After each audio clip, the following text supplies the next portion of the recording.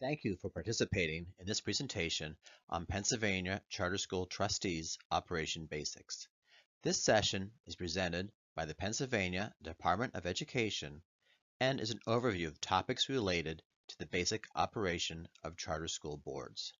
The training includes topics such as the strategic direction for the charter school and an exploration of the ways in which the Board of Trustees may plan in a manner that balances oversight and management of the charter school.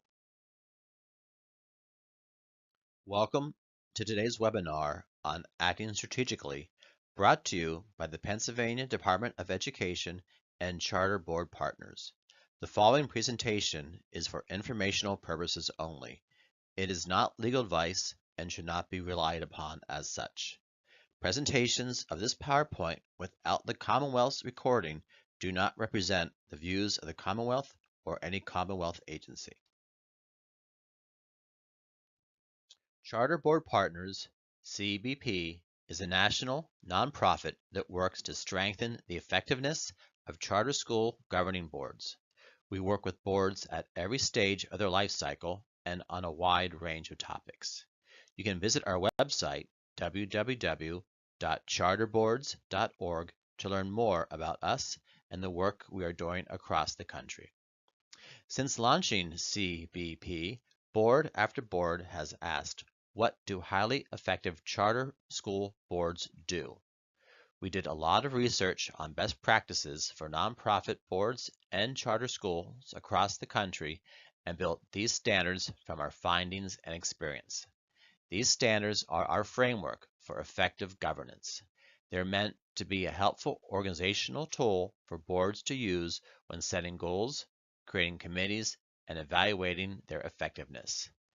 Today's webinar will focus only on the fourth standard, but you can read more about all of our other standards, follow our blog, and access free information on the CBP website. Today's topic is Standard 4, Act Strategically. This may seem like a no-brainer. Of course, a board is supposed to be strategic, right? In theory, yes. However, when faced with a multitude of oversight responsibilities before them, most of the boards we work with are spending 90% of their time on tactical matters. For example, approving contracts, reviewing financials, discussing current emergencies.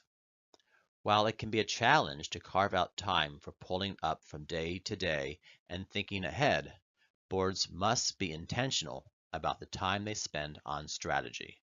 Otherwise, they will end up in a stagnant state.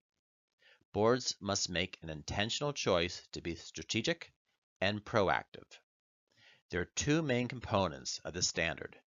Determine the strategic direction of the school and respect the balance between oversight and management.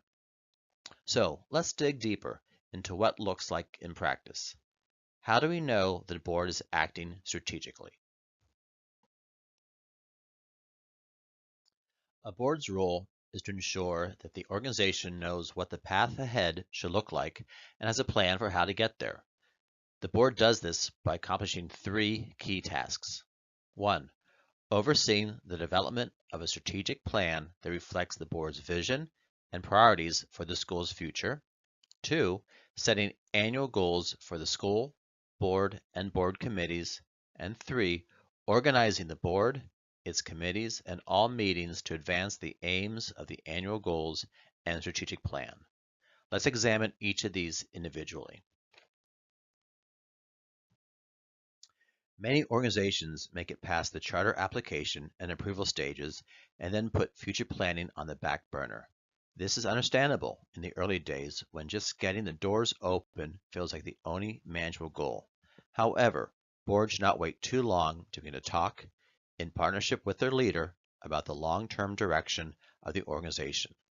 The vision for this long-term direction is owned by the board and articulated by a clear strategic plan.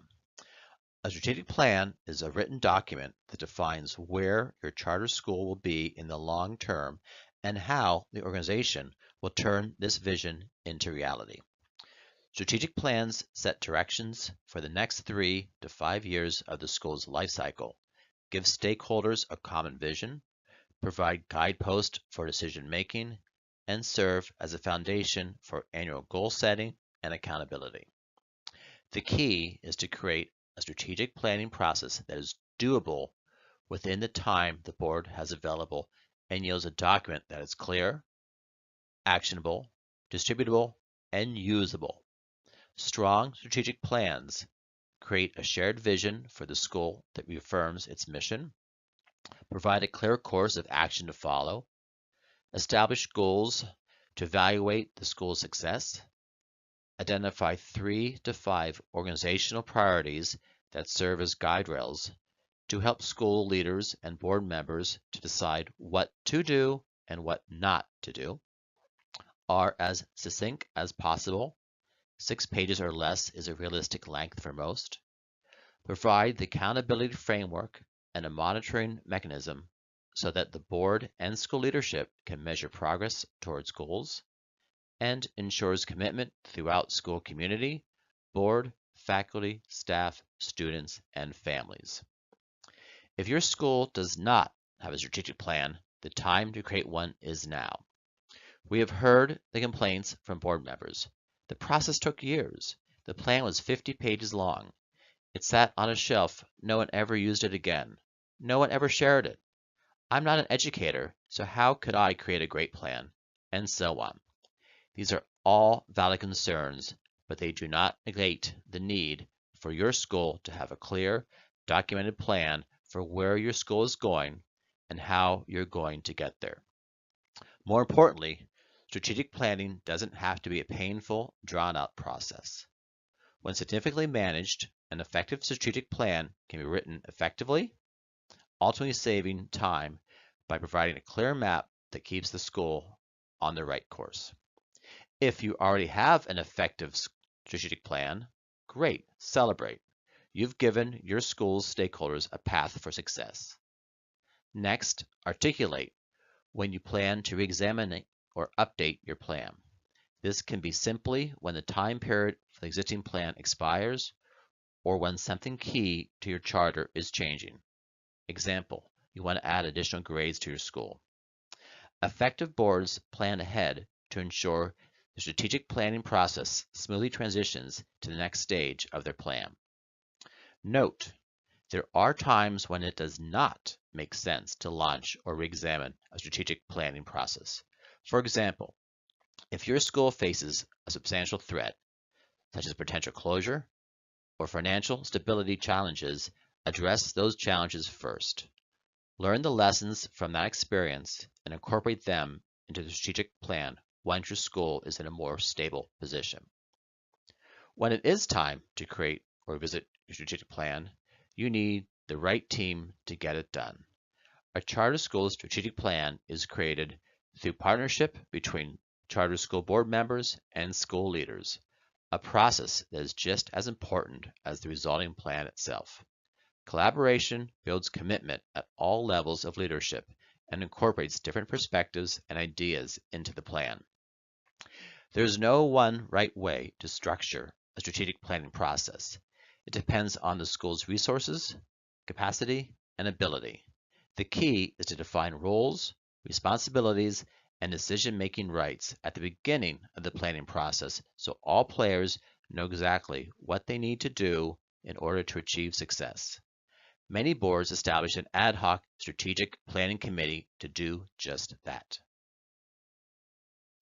Before you begin the strategic planning process, clarify the roles of all parties involved.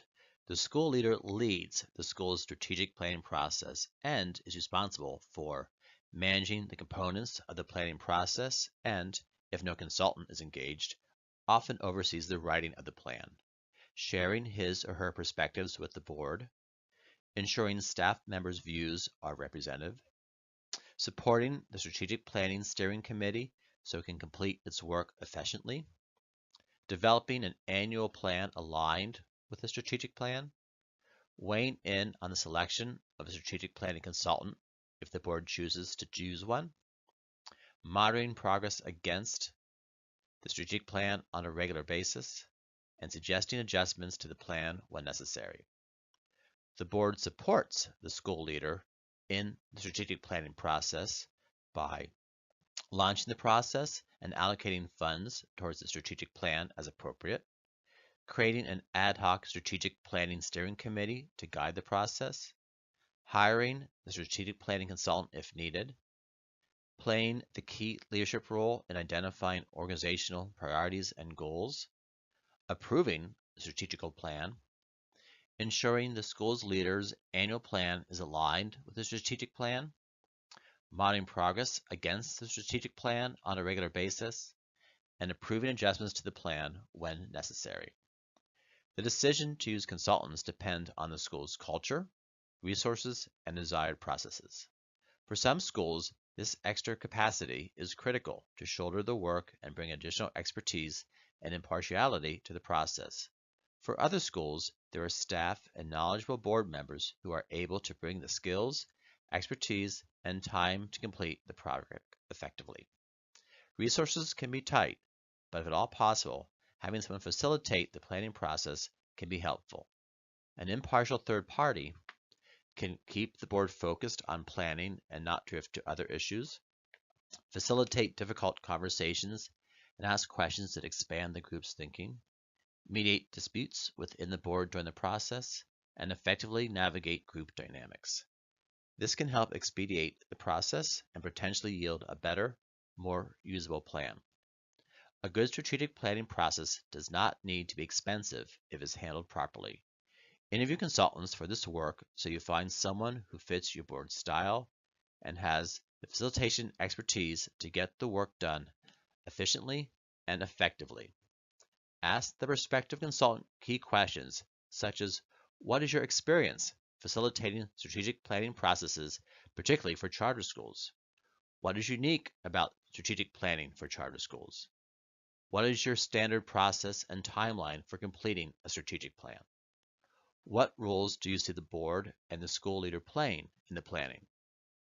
How can you help us get a handle on the economic, political, and social conditions that might affect our plan? And how would you set up structures for monitoring progress against the plan? All strategic plans should define long-term goals critical to the mission of the organization and strategies for reaching them. Strategic plans contain 5 key components: vision, mission, organizational priorities and goals, strategies to reach each goal, and mechanisms for measuring progress. Vision. The charter school's vision statement is an aspirational and inspirational description of what the school wants to accomplish. Vision statements are timeless, uplifting, and guide the behavior of the school's stakeholders in accomplishing the mission. The vision sets the stage for all strategic planning by articulating how students will be more successful because of the work of this charter school.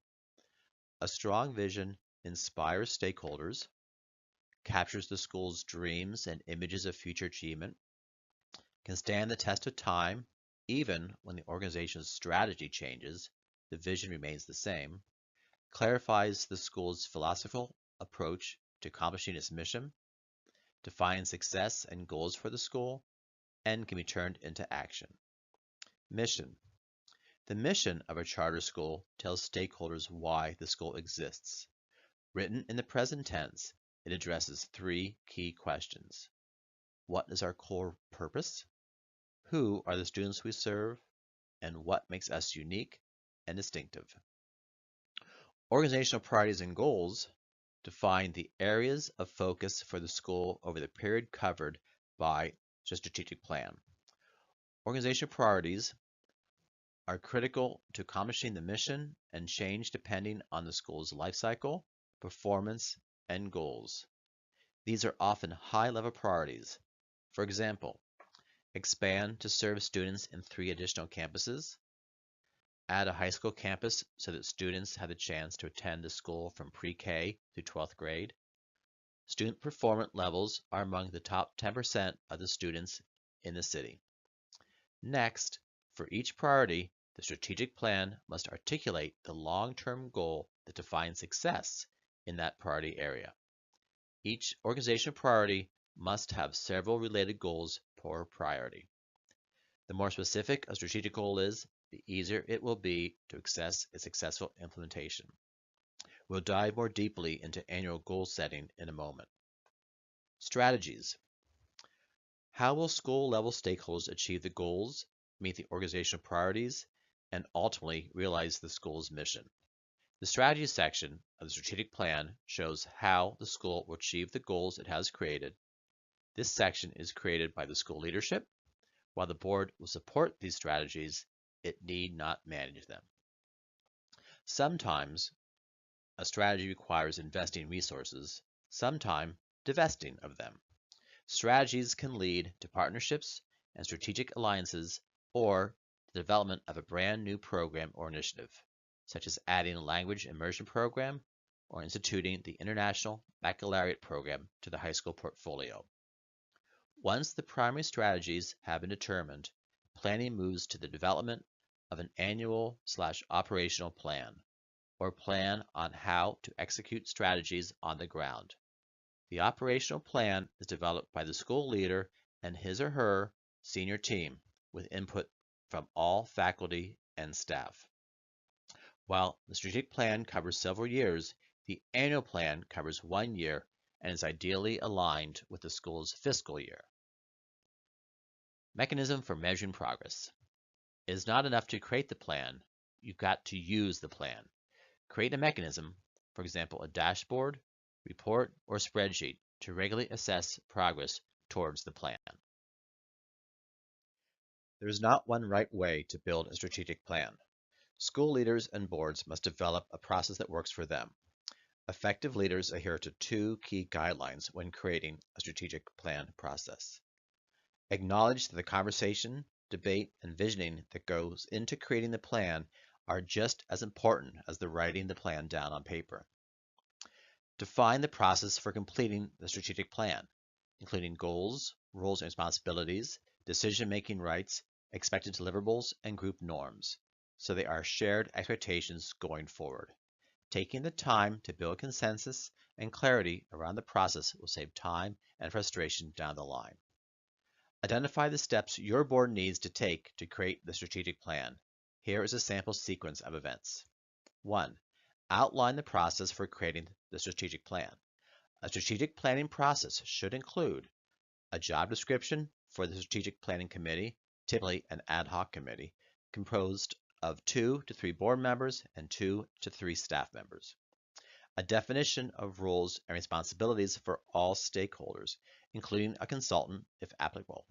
Please note the strategic planning committee will often decide on roles and responsibilities. A description of the strategic plan's format, a timeline for the completion of the report, and a list of resources that would be committed to the effort.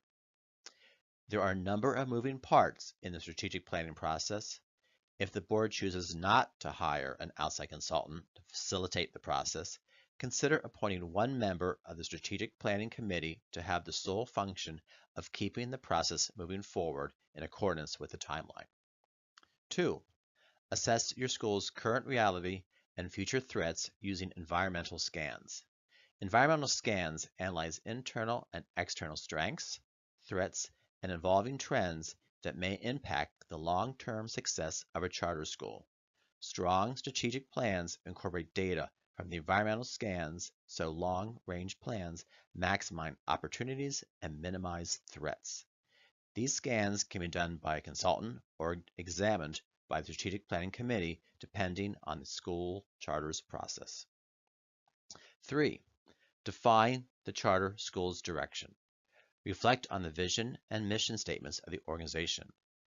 There must be clarity among school leadership and the board about what is most important to the school and what direction the school will take at the end of this planning period. What are the school's biggest priority issues? 4. Conduct a strategic planning retreat to begin drafting the plan. Board members, the school leader, and leadership staff participate in planning sessions and/or retreats. They review and analyze the results of the external and internal scans, discuss and determine the vision and mission statements, identify the organizational priorities and goals, determine the next steps and strategies for achieving the school's goals and outcomes, and identify reporting mechanisms to measure progress. 5. Draft the strategic plan. As determined by the Strategic Planning Committee, a staff member, board member, or consultant prepares a document that summarizes the decisions made by the group at the retreat. The document is reviewed and revised by the committee and presented to the board and school leadership for approval or modification. 6. Approve the strategic plan and develop a process for regular review.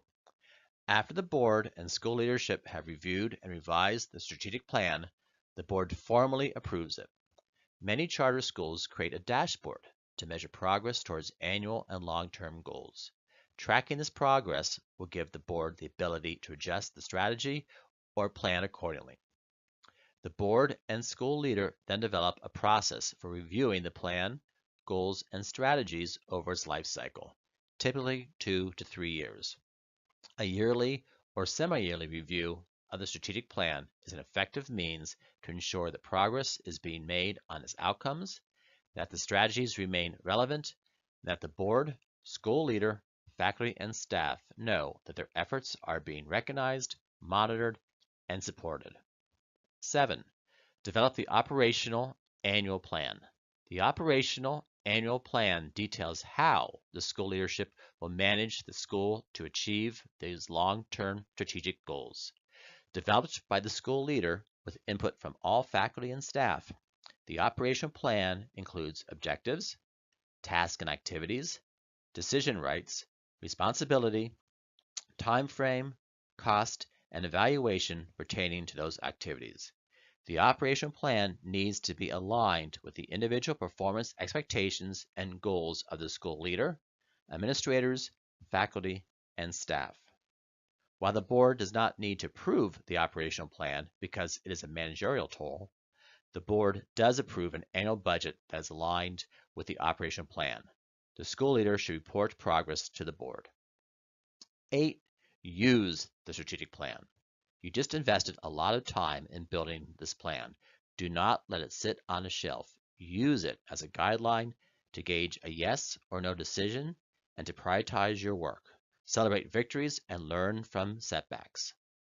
Boards must use the strategic plan in their regular work. For example, boards must align agenda items with overall strategic plan goals, update a school leader's job description to align it with the strategic plan, recruit board members who bring the skills, perspectives, and networks that will forward the school towards achieving the goals of the strategic plan, and set annual board goals and approve school leader goals that are aligned with the strategic plan.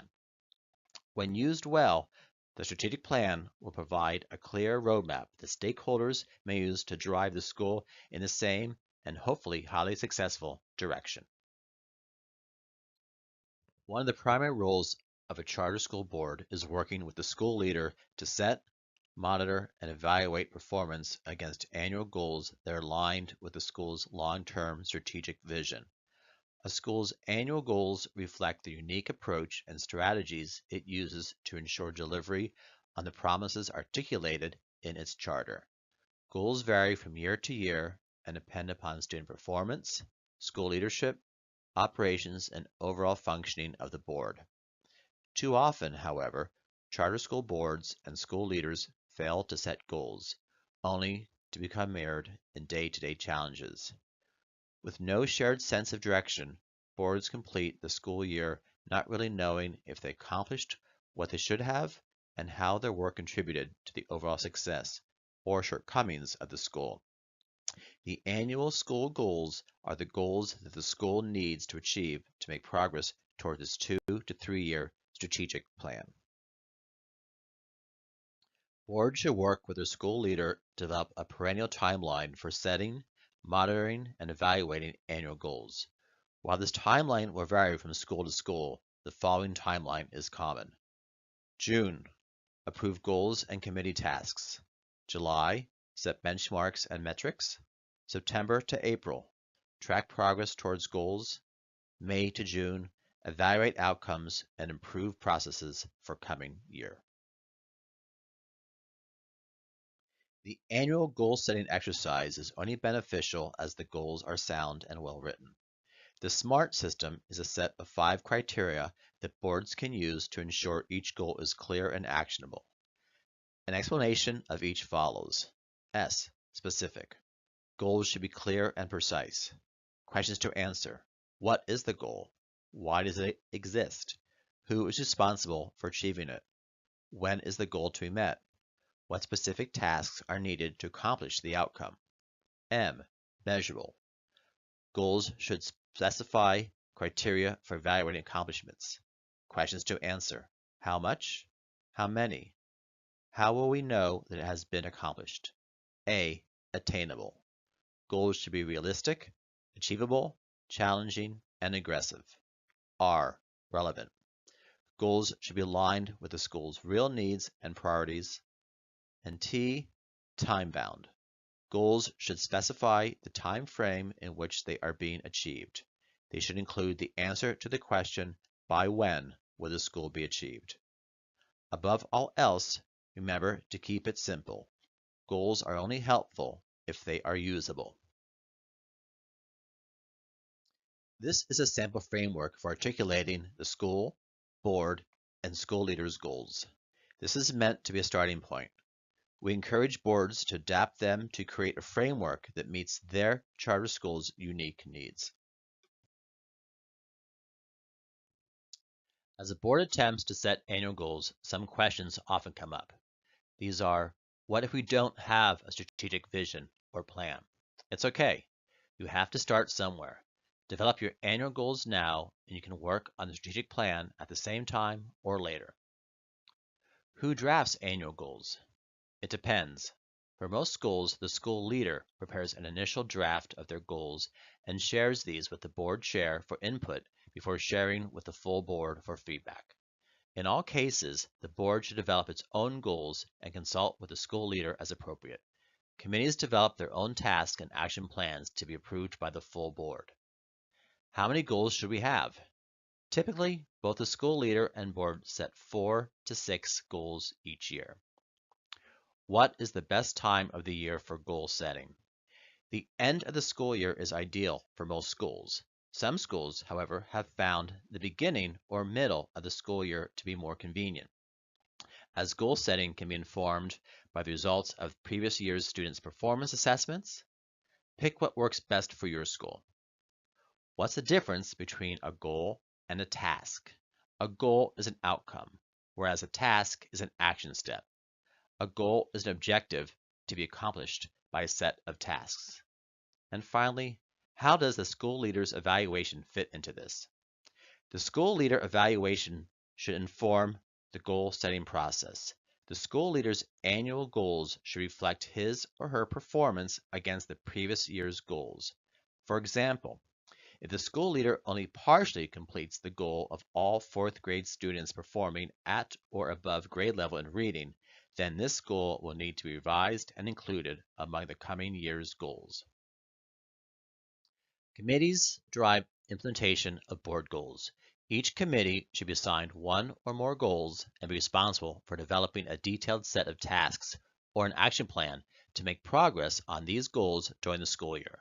At the end of the goal-setting process, all stakeholders should be able to articulate the school's goals and identify their role in successful achievement of those goals. This exercise may also help boards assess whether they have the right number of board and committee members with the right skills to achieve the goals. The second piece of acting strategically is respecting the balance between oversight and management. This is something which almost all boards struggle at some point in their life cycle. It is not easy to navigate the who does what discussion. Boards should make sure that they are defining and building board-wide understanding of the oversight role of the board and the management role of the school leader, and giving the school leader the autonomy and authority to manage the school while maintaining strong and close oversight. Let's look closer at each aspect of this balancing act. One of the hardest things to navigate as a charter school board member is a balance between governance and management. What does the board do? What does the school leader do? The board plays a significant role in the success of the school. Because the authorizer gives the charter of the school to the board is ultimately accountable for student results and school success. Yet the board doesn't pick curriculum, hire teachers, or determine the strategies for driving high student achievement. Where does the board's role end and the school leader's role begin? One way to think about the two functions is that governance determines and oversees the what.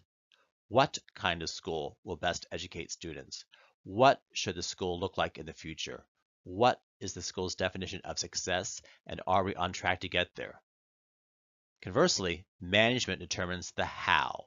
How will the school reach those goals and aspirations? Governance is principally the function of the board, while management is primary responsibility of the school staff. Boards and school management are regularly confronted with strategic and operational choices, and as a general rule, boards have final decision-making authority regarding high-level policy issues, while school management is empowered to make operational decisions. When building, growing, and sustaining a highly successful school, there may be times when the delineation of roles becomes cloudy. Many decisions lie close to the intersection between the board's domain and the school leader's domain responsibility, which often causes confusion for both as to their respective roles. The school leader makes thousands of decisions each week that ensure the school's program is achieving strong results. Charter school board members also make critical decisions throughout the year. Some decisions fall easily on one leadership side or the other, board or school leader. But there are many other decisions that fall in what we call the gray area of governance and management. These are decisions that are unanticipated or require close collaboration that becomes unclear about who is the ultimate decision maker. When this happens on your board, and it will, have a conversation with your school leader to clarify responsibilities to facilitate progress. There are no decisions where the board and the school leader are ultimately dual deciders. There will be most likely be huge amounts of input, discussion, and collaboration before either leader can make the ultimate decision. But it is important for boards and school leaders to be clear and comfortable about decision rights. No key decision should be left in that gray area. When boards and school leaders can have a conversation about which decisions are the board's, governance, and which are the school leaders, management, it will clarify each entity's role and also draw a clearer line of accountability for that decision. When there is confusion, it is vital to communicate. It is okay for board chairs to ask the school leader to clarify roles around certain decisions or actions that need to be taken. Simply say, "This situation falls into a gray area for me. Who needs to make the ultimate decision here, and what role should each of us take in providing input into that decision?" Regardless of where the primary decision-making or action ultimately rests, it is typical for all parties to provide input into major decisions. Effective communication is paramount. Soon after the charter is granted, a charter school board often functions as a startup board, rolling up its sleeves. Members are more heavily involved in operational decision-making to compensate for the fact that there is no staff in place yet. As the school matures and hires more staff, the board's role shifts exclusively towards governance. Similarly, leadership transitions may demand a temporary shift in the line between governance and management. If circumstances require that the board overstep the typical line between governance and management, it is essential that the full board and leader discuss and be clear about why the exception is acceptable. The three parts of this are first acknowledging the exception, explaining the reason, then addressing the endpoint of this exception. Above all, excellent communication is paramount to doing this successfully. As you would before you change lanes while driving, signal first to let others know that you are changing lanes, then signal again when you're ready to move back into the appropriate lane. There are many examples of board members who serve on charter school boards who contract with a charter management organization, or a CMO, but are unclear about the role of the CMO. It is important to remember that in Pennsylvania, teachers and administrators must be direct employees of their charter school, not the CMO. The role of the CMO and the charter school should be clearly articulated in the management contract and renewed annually with the board. Act 55 of 2017 amended the Public School Code to add Section 1729.1-A to the charter school law and permits the merger of existing charter schools into a multiple charter school organization, or MCSO. As Section 1729.1-A refers specifically to charter schools, an MCSO cannot include a cyber charter school. The MCSO is the holder of the charter of each individual charter school. However, the role of the chartering school district, also known as the authorizer, remains the same in regard to renewal and/or non-renewal processes. But the unique aspect of the MCSO is the singular board oversight of all charter schools within the MCSO. This provides the opportunity to have one board of trustees to govern multiple schools, as well as one school administrator to oversee these schools. While this can bring many administrative benefits to the charter school within the MCSO, it is extremely important to ensure that this singular board is representative of all schools within the organization. Additionally, MCSO boards will want to think about the need for any additional board committees to ensure the best governance practices are followed. Please review the Division of Charter Schools website to learn more about multiple charter school organizations. Successful schools have a clear, shared understanding of the line between governance and management. This can only be achieved through transparent and candid conversations between the board and the school leader to work through gray areas together, using the school's mission and goals as a guide. Often board members and school leaders confuse trust with taking a hands-off approach. As a charter school board member, you have a duty to ensure that the promises set forth to your families are being met. Therefore, you must trust but verify the information you are receiving from your leader. Look at data, ask hard questions, and do not stop asking until you receive the answers you are seeking. Utilizing a dashboard which allows you to review progress at a board-appropriate level is a good way to stay in the governance lane while still providing oversight. You can learn much more about creating and using a board dashboard in the second webinar in this series, which focuses on the board's role in recruiting and retaining exceptional school leadership. As we conclude this webinar, here are some questions to think about. Is your board work aligned around a 2 to 3 year strategic plan? Does your board work collaboratively with your leader to establish goals annually? Does the board share a common understanding of the role of the board versus the role of management? And what new ideas have you learned that you could take back to your board?